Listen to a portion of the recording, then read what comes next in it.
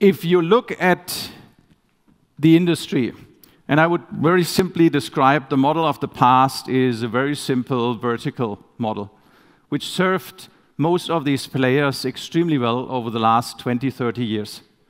It's a model where kind of the retailers purchased goods from branded either manufacturers or just brands.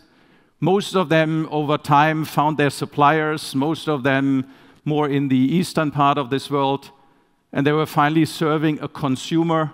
Some even then called him the shopper in a very simple model. Now, you will always find examples where this already changed in the last 20 years, but most of the business in most of the categories I've seen, from fast-moving consumer goods to DIY, even to fashion, operated in this model. And as I said before, it served most of the players in this industry extremely well.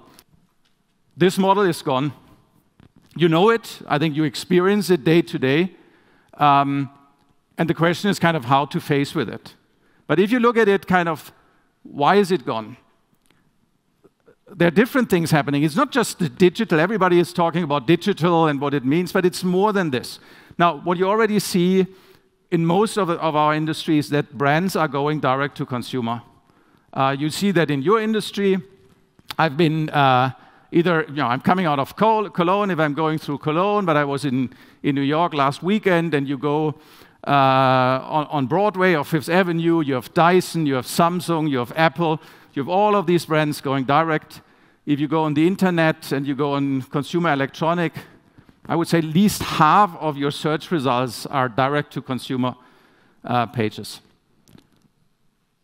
Secondly, in quite some industries, you see vertical models evolving over time. I think the most prominent one is in fashion, where clearly over the last 20 years, kind of two fully vertically integrated companies, H&M and Zara, more or less captured most of the growth of this industry. But you also see that more and more in other categories, where you have these kind of fully vertically integrated players who just offer everything from the product to the shelf.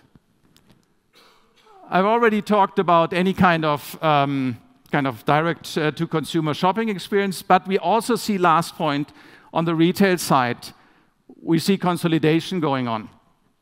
We are seeing that in grocery. I think if you look at the UK, I think there are now no more big four, but big three.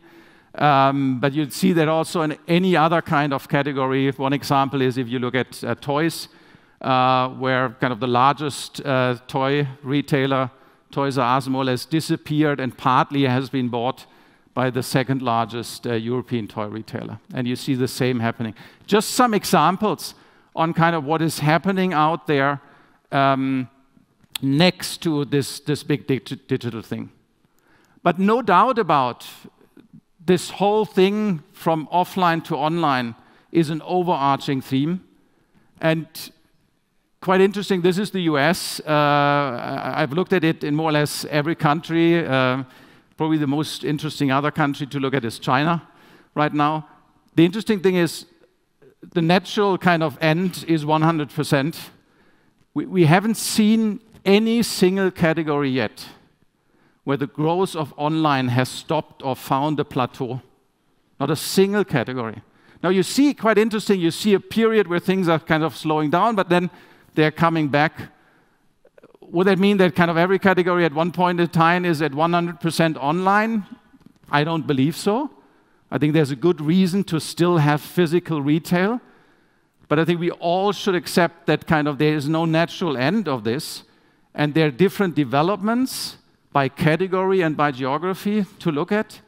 But clearly for all of us, and again, this is no surprise for you, this is affecting all of our categories and all of our industries.